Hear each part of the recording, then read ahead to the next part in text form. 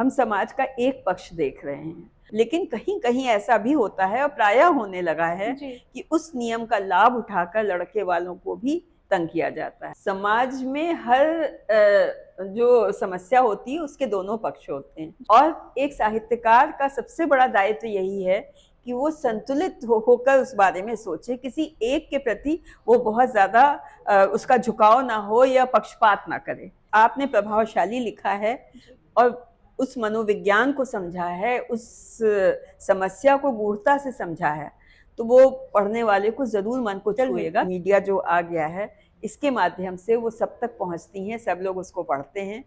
अब ये हर आदमी के विवेक पे है कि वो क्या पढ़ता है और क्या नहीं पढ़ता है। तो मैं आपसे ये जानना चाहूंगी कि आप अपनी रचनाओं के माध्यम से ऐसा क्या प्रभाव छोड़ना तो चाहेंगी? हमारा मुख्य उद्देश्य ये है कि हम कुछ सकारात्मक लिखें जिससे कि समाज में सौहार्द हो, एक सकारात्मक सोच हो लोगों की और वो कुंठाओं से बाहर निकल पाए।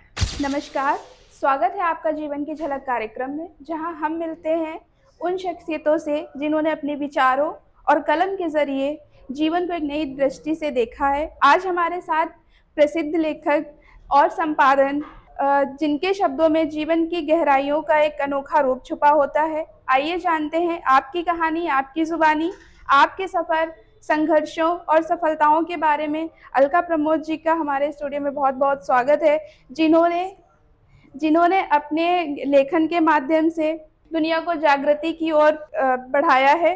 जो अभिव्यक्ति भारतीय लेखिका परिषद, संवर्धन, वैचारिक साहित्य आराधन, कादम्बिनी क्लब, काव्य विद्वोत्मा फाउंडेशन आदि सामाजिक साहित्यिक एवं सांस्कृतिक संस्थाओं से संबद्ध पदाधिकारी हैं, जिनकी 48 पुस्तकें प्रकाशित हो चुकी हैं अभी तक, जिसमें कहानी, काव्य संग्रह, बच्चों के लिए प्रेरणादायक कहानियां और रोचक कहानियां भी सम्मिलित हैं। हम बात करेंगे उनमें से धूप का टुकड़ा, होर्डिंग का चित्र, स्वयं के घेरे, यूं ही राह चलते चलते, जागृति, उद्घोष जैसे उपन्यास सम्मिलित हैं।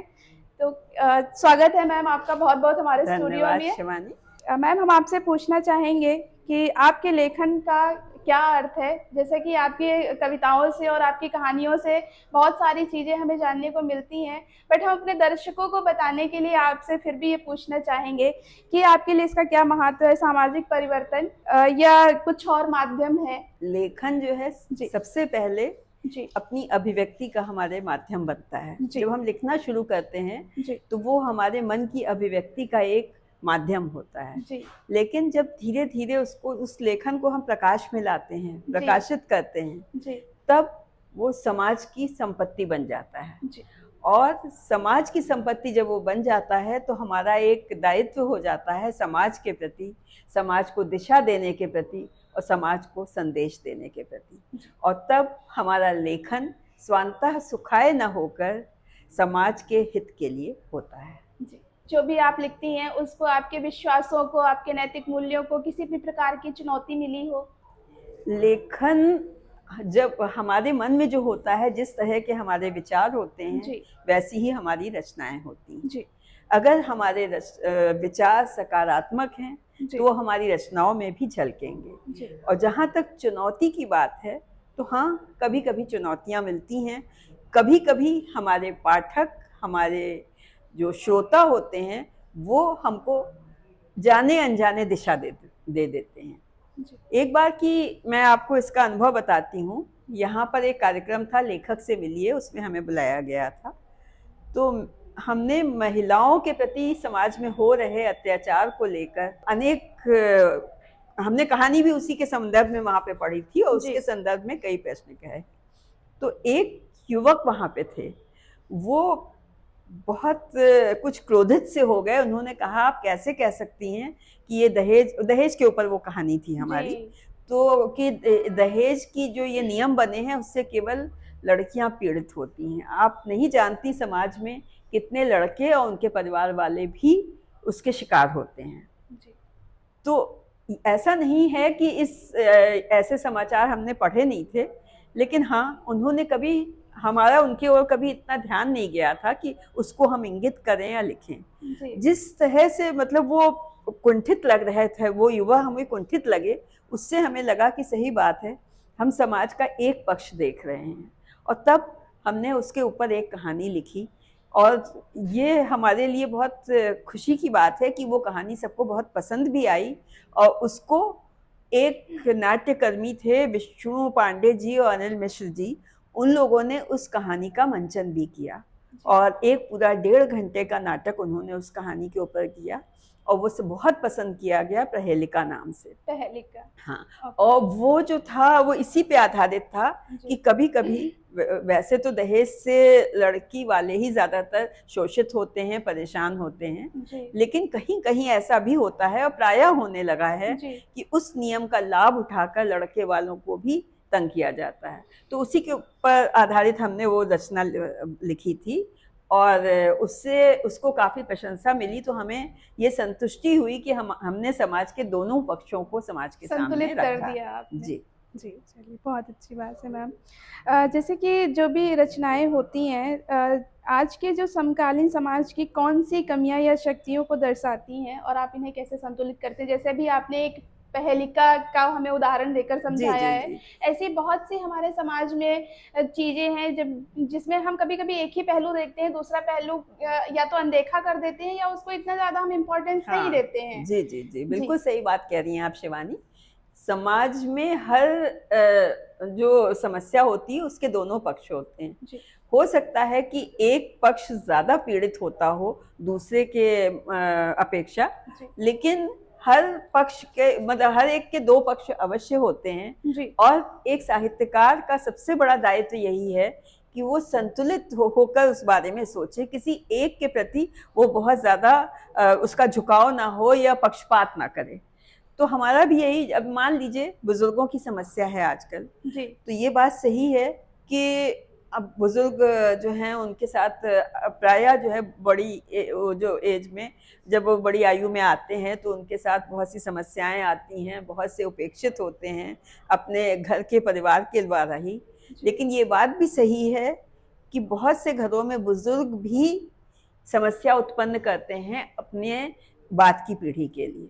तो हमको दोनों पक्षों को देखना होगा और उसके मनोविज्ञान को समझना होगा, उसकी जो क्या समस्याएं हैं उनको समझना होगा। और जब दोनों पक्षों को हम देखेंगे और दोनों समस्याओं को हम समाज के सामने रचना के रूप में रखेंगे तो दोनों पक्ष उससे प्रभावित होंगे, दोनों पक्ष उसके बारे में सोचेंगे। जी। अभी जैसे कि आपने जिम्मेदारी को लेकर बात की, तो अब जो भी हमारी जिम्मेदारी, जैसा अभी आपने कहा कि एक लेखक की जिम्मेदारी होती है वो दोनों पक्षों को लेकर चले, तो ये अभी सभी के लिए चीज़ें हैं। और अभी क्या है कि डिजिटल हमारा चल रहा है, तो उसमें कुछ चीज़ें ऐसी आती हैं जिसमें सिर्फ एक पक्ष को दिखाकर दूसरे पक्ष को नहीं दिखाया जाता है। तो क्या आप हमारे उन नए युवक जो लेखक हैं उनको आप ये संदेश देना चाहेंगे कि आप समाज को बारीकियों से देखकर उसके बाद में उसका विवरण करें, उसके बाद में? देखिए, संदेश तो हमारे जो युवा हैं वो हमारे जिसके अपने जिस तरह के विचार होते हैं उस तरह से लिखता है, और जो जितना ज्यादा पढ़ेगा वो उतना ज्यादा अच्छा लिखेगा, वो उसकी अंदर तक गंभीरता से जाएगा। लेकिन हाँ, अगर कोई भी लेखक है, जो भावी लेखक हैं, युवा हैं, उनसे हम ये अवश्य कहना चाहेंगे कि कोशिश ये हो कि साहित्य का क्या अर्थ है? साहित्य का अर्थ है समाज का हित करना। तो जो भी लिखें उसमें समाज का हित हो, उसमें समाज के लिए कोई बुरी भावना ना उत्पन्न हो, उसको पढ़ के वो कोई गलत संदेश ना जाए। तो अगर वो सकारात्मक लिखेंगे तो वो समाज के हित में होगा और समाज को और सुदृढ़ करने में सहयोग देगा। जी, अभी जो वर्तमान स्थिति को देखते हुए आपको क्या लगता है कि समाज को उतना, जो हमारा साहित्य है वो समाज को उतना ही प्रभावित कर रहा है कि जितना अभी तक करता आया है? जी, बिल्कुल प्रभावित करता है। और यदि आप आपने प्रभावशाली लिखा है और उस मनोविज्ञान को समझा है, उस समस्या को गूढ़ता से समझा है, तो वो पढ़ने वाले को जरूर मन को छुएगा, क्योंकि उसमें वो स्वयं को अनुभव करेगा। हो सकता है उसके साथ ऐसा ना हुआ हो, आसपास हुआ हो, लेकिन इसमें लिखने की कला तो है ही कि आपने कितना प्रभावशाली लिखा है और वो कितनी प्रामाणिक बात है, वो बहुत महत्वपूर्ण होती है। जितनी प्रामाणिक आपकी रचना होगी उतना वो पाठक के मन को छुएगी। और हमको आजकल की समस्याएं जो हो रही हैं, जैसा कि समय का बदलाव हो रहा है, आज की समस्याएं भी हो रही हैं, नई नई समस्याएं आ रही हैं, तो उनके बारे में सोचना चाहिए और हर वर्ग के बारे में सोचना चाहिए। युवाओं की समस्याएं हैं, बच्चों की समस्याएं हैं, बुजुर्गों की समस्याएं हैं और बाकी स्त्री पुरुषों की अलग अलग अपनी समस्याएं हैं। तो हमारा मतलब है समाज हर समस्या पर हर व्यक्ति लिखे ऐसा कोई ज़रूरी नहीं है, लेकिन जो चीज़ वो लिखे सकारात्मक हो और प्रभावशाली ढंग से, नैतिक जिम्मेदारी से, नैतिक जिम्मेदारी हो, उसका नैतिक दायित्व अगर वो निभाएगा तो वो समाज का कुछ हित करेगा। जी। जैसा कि अभी डिजिटल युग है, सोशल मीडिया का बहुत ज़्यादा प्रभाव है, हर चीज़ों पे है। जो सोशल मीडिया है वो लेखन और पाठकों के बीच के रिश्ते को कैसे उसने बदला है और आप उसको कैसे देखती हैं? देखिए, समय का बदलाव जो है वो प्रकृति का नियम है जी। एक समय में किताबें होती थी, उसके बाद फिर उनका थोड़ा बहुत टीवी पे वो फिल्में बनी उन पे, फिर टीवी पे भी आने लगा। आजकल हर हाथ में मोबाइल है, हर हाथ, और सबके लिए बहुत सहज है हर चीज़ को पाना। लेकिन उसके दुष्प्रभाव भी हैं। उसके दुष्प्रभाव ये हैं कि लोग सही गलत, अच्छा बुरा जो भी है, हर आदमी स्वतंत्र हो गया है लिखने के लिए। तो उसका दुष्प्रभाव भी पड़ रहा है। लेकिन उसकी अच्छी बात यह है कि जो बातें कुछ पुस्तकों में सीमित थीं और वो पुस्तकें हर एक को नहीं पहुंच पाती थी, तो आज डिजिटल मीडिया जो आ गया है, इसके माध्यम से वो सब तक पहुंचती हैं, सब लोग उसको पढ़ते हैं। अब ये हर आदमी के विवेक पे है कि वो क्या पढ़ता है और क्या नहीं पढ़ता है। जी, कई बार चीज़ें ऐसी देखने में आती हैं कि जो बुक्स में लिखा था, उसका अनुवाद कुछ और कर दिया गया हो, साहित्य को लेकर या किसी भी चीज़ को लेकर। तो कई बार ये होता है कि जो मतलब हमारी रियल चीज़ होती है और उसको जो सोशल मीडिया पे हम लोग प्रेज़ेंट कुछ लोग करते हैं, तो उसमें डिफरेंसेस आते हैं। उसमें कैसे आप वही हमने कहा उसका दुष्प्रभाव है डिजिटल मीडिया का। उसमें जो उसको गलत ढंग से प्रस्तुत कर दिया जाता है और आज की पीढ़ी खासकर हर चीज़ को बहुत आसान होता है कि गूगल पे देख लिया, उसमें से देख लिया, और उसमें प्रायः गलत सूचनाएं होती हैं क्योंकि उसमें किसी का नियंत्रण नहीं है। हर जिसका जो मन आता है लिख देता है, तो उसमें कोई प्रामाणिकता नहीं है। इस पर कोई ये आप नहीं कह सकते कि वो सही होगा कि नहीं होगा। तो इसलिए इस पर बहुत आधारित रहने की आवश्यकता नहीं है और यदि संभव हो तो इस पे कहीं नियंत्रण अवश्य होना चाहिए, क्योंकि इस तरह के भ्रम पैदा करने वाली चीज़ें समाज में भ्रम पैदा करती हैं, लोगों को ज्ञान से दिशा भ्रमित होती है उनकी, और उनको गलत ज्ञान मिलता है ना। तो ये तो एक इसका दुष्प्रभाव बहुत बड़ा है और इस पे किस तरह से नियंत्रण किया जाएगा ये तो शायद डिजिटल मीडिया के लोग ही उसको कुछ करें तो करें, क्योंकि इसका बहुत बुरा प्रभाव पड़ रहा है और साहित्य जो है उसमें साहित्य की गंभीरता खो रही है। जी हाँ, क्योंकि कई बार होता है कि जब हम लोग अपना फ़ोन, मोबाइल या इंस्टा, फेसबुक कुछ भी चलाते हैं, तो उसमें लगता है कि नहीं, ये सच नहीं है, सच तो ये है जो हमने पढ़ा था और इसमें ये लोग ये दिखा रहे हैं, ये बता रहे हैं। लेखकों के नाम गलत लिखे होते हैं, कवियों के नाम गलत लिखे होते हैं और उसी नाम से वो प्रसारित हो जाता है। लोग नाम नीचे लोग लिख देते हैं हाँ, हमारे द्वारा। तो इस पे कहीं नियंत्रण होना बहुत आवश्यक है, क्योंकि ये बहुत भ्रमित करता है। और इसीलिए अभी भी हम कहेंगे कि पुस्तकें अधिक प्रामाणिक होती हैं।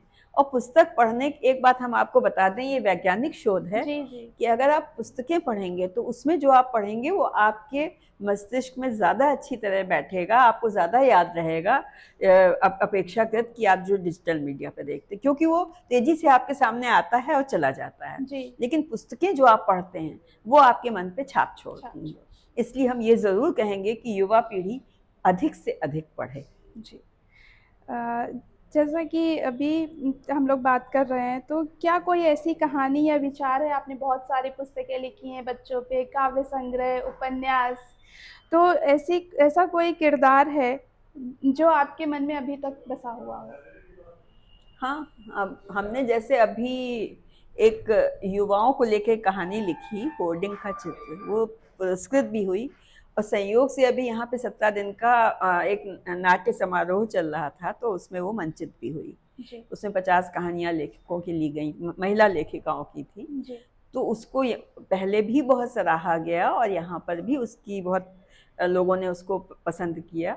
तो उसमें समस्या यही थी कि बच्चे आजकल इतना ज़्यादा प्रतियोगिता का युग हो गया है कि माता पिता भी ज़रूरत से ज़्यादा उनकी आकांक्षाएं आकाश को छूने लगी हैं। वो लोग चाहते हैं कि मेरा बेटा ये बन जाए, मेरी बेटी ये बन जाए। वो भूल जाते हैं कि बच्चे पर क्या दबाव पड़ रहा है, क्या प्रभाव पड़ रहा है। उसमें यही है कि एक लड़का है, किशोर है, बहुत मेधावी है, सब है, लेकिन उसके ऊपर इतना ज़्यादा दबाव होता है माता पिता का, समाज का, कि वो इतना मेधावी होने के बाद भी अब तनावग्रस्त हो जाता है और कुछ नहीं कर पाता जीवन में, ड्रग एडिक्ट हो जाता है। वो तो संयोग है कि उसको एक समाज सेविका मिलती हैं जो उसको सुधार के, उसको चित्रकला का बहुत शौक था, उसको खेलने में बहुत शौक था। तो आप बच्चे का शौक भी देखिए, ऐसा नहीं है कि उसको आप दिशा निर्देश मत दीजिए, दिशा दीजिए, लेकिन साथ में अपनी इच्छाएं उस पर मत थोपिए और अपनी महत्वाकांक्षाएं बच्चे के ऊपर मत ला दीजिए। तो इस तरह की समस्याएं आजकल ज़्यादा आ रही हैं क्योंकि आजकल लोग दिखावे में और प्रतियोगिता महत्वाकांक्षा बढ़ती चली जा रही है। बच्चों में भी यही समस्याएं आ रही हैं क्योंकि आजकल संयुक्त परिवार नहीं रह गए हैं, तो बच्चे अकेले छोटे बच्चे अकेले होते जा रहे हैं, माता पिता दोनों वर्किंग हो गए हैं। तो उन बच्चों की समस्या को कोई जानने वाला नहीं। एक हमने जो अभी किशोरों के लिए उपन्यास लिखा है, हमारी भी सुनो, उसमें वही समस्या है कि बच्ची जो है वो कहना चाहती है अपनी माता पिता से, लेकिन वो नहीं समझ पाते और उसको किस किस परेशानी का सामना करना पड़ता है। इसी तरह से एक कहानी भी हमने कभी लिखी थी छोटी बच्ची को लेके कि उसके साथ कुछ गलत होता है, लेकिन वो माता पिता को बताना चाहती है, बहुत छोटी बच्ची है लेकिन वो समझ नहीं पाते, बहुत देर में जाके वो इस बात को समझ पाते हैं।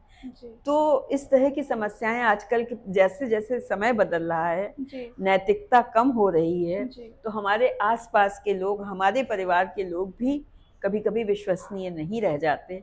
तो हमें अपनी संतान, अपने बच्चों के प्रति बहुत संवेदनशील भी होना होगा, सजग भी होना होगा। जी। तो क्योंकि भावी समाज जो है उसके निर्माता हम ही लोग हैं। जी। तो इसके प्रति हम लिखते भी हैं और हम उसके बारे में और भी लिखना चाहते हैं। अच्छी बात है मैम। तो आपकी रचनाओं के माध्यम से दुनिया में एक स्थायी प्रभाव छोड़ना चाहें तो क्या होगा? जैसे अभी आपने बात करी कि बच्चों को लेकर कि उनकी कोई सुनता नहीं है, कुछ बच्ची की बात की जिसने माता पिता को समझाने की कोशिश की बट वो नहीं समझ पाए उसकी बात को, इतने ज़्यादा उलझे रहते हैं काम में। अब तो पेरेंट्स दोनों ही, माता पिता दोनों ही वर्किंग होते हैं, बच्चे अकेले रहते हैं। कई बार होता है कि चीज़ों को वो या तो समझ नहीं पाते या फिर इस वजह से कि उनके ऊपर प्रेशर इतना होता है ना कि वो चीज़ों को इग्नोर कर देते हैं कि नहीं बच्चा है ऐसे बोल रहा होगा कुछ भी, इस चीजों से। पहले पूरा परिवार होता था तो बच्चे सुरक्षित होते थे, और फिर दादी, नानी, चाची, मतलब घर में जब सब लोग होते थे तो बच्चा जो है उसको ऐसी समस्याएं आती ही नहीं थी एकाकीपन की, और आती भी थी तो उनकी बात सुनने वाले बहुत लोग होते थे। आजकल समस्या इतनी बड़ी है कि पूरी दुनिया इससे जूझ रही है। तो मैं आपसे ये जानना चाहूंगी कि आप अपनी रचनाओं के माध्यम से ऐसा क्या प्रभाव छोड़ना चाहेंगी? ऐसी कौन सी रचना लिखेंगी जिससे लोग, हमारे समाज के लोग हैं, वो उसको पढ़कर सजग और संवेदनशील हों? देखिए, हमारा जो अभी हमने ये तो बताया ही कि हमारे युवा और बच्चों के प्रति हम लोगों को अधिक संवेदनशील होने की आवश्यकता है, लेकिन हमारा जो मुख्य उद्देश्य हमारे लेखन का है कि हम ये चाहेंगे कि समाज में सब सौहार्द हो, प्रेम हो, क्योंकि हर आयु वर्ग की एक अपनी समस्याएं होती हैं, हर समाज की अपनी समस्याएं होती हैं। जो निर्धन हैं उनकी तो संघर्ष है ही उनके जीवन में, जो संपन्न हैं उनके भी संघर्ष होते हैं, जो बहुत आगे बढ़ गए हैं उनके आगे अलग तरह की चुनौतियां हैं, जो कुछ नहीं कर पाए हैं उनके अलग तरह की कुंठाएं हैं। तो हमारा मुख्य उद्देश्य ये है कि हम कुछ सकारात्मक लिखें जिससे कि समाज में सौहार्द हो, एक सकारात्मक सोच हो लोगों की, और वो कुंठाओं से बाहर निकल पाएं। जी। आपने जो उपन्यास लिखा है जागृति उद्घोष, उसके बारे में हम आपसे जानना चाहेंगे। जागृति उद्घोष जो है वो स्वामी विवेकानंद जो हैं उनके जीवन पर आधारित उपन्यास है। तो स्वामी विवेकानंद की मैं बहुत प्रशंसक रही हूँ, बहुत उनको मैंने पढ़ा है और मेरे बहुत प्रिय संत रहे हैं वो देशभक्त युवा सन्यासी थे जी। तो उनसे मैं बहुत प्रभावित थी और हमेशा उनके बारे में पढ़ा भी था और बहुत दिनों से लिखने का मेरा मन था उनके बारे में कुछ जी। और ये जो कोविड काल आया जी। तो कोविड काल वैसे तो बहुत ही दुखद था, बहुत दुखद। लेकिन हाँ उस समय का ये भी हमको थोड़ा सा लाभ मिला उसका, जिसको कहते हैं सकारात्मक पक्ष। अगर आप देखिए कि उस समय हम लोग कहीं बाहर नहीं जाते थे, किसी तरह का कोई हमारे उसमें बाधा नहीं थी, घर में बैठना है और सोचना है और लिखना है, कोई ना किसी को आना है ना कहीं जाना है ना हमारा कोई कार्यक्रम है।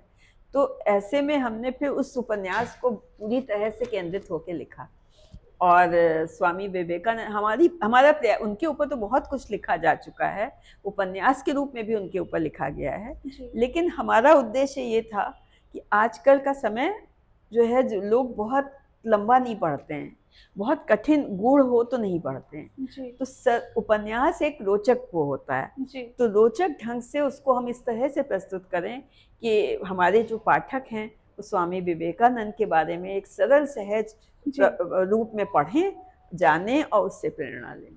जी। जैसा कि आपने एक और उपन्यास लिखा है प्रतिद्वंदी मुखौटा। जी, प्रतिद्वंदी मुखौटा 2 लघु उपन्यासों का संकलन है।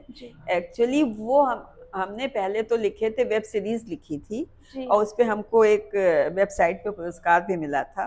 फिर उसको हमने वेब सीरीज जो थी उसको लघु उपन्यास का रूप देकर पुस्तक में छापा है और वो हमारी सामाजिक समस्याओं के ऊपर है।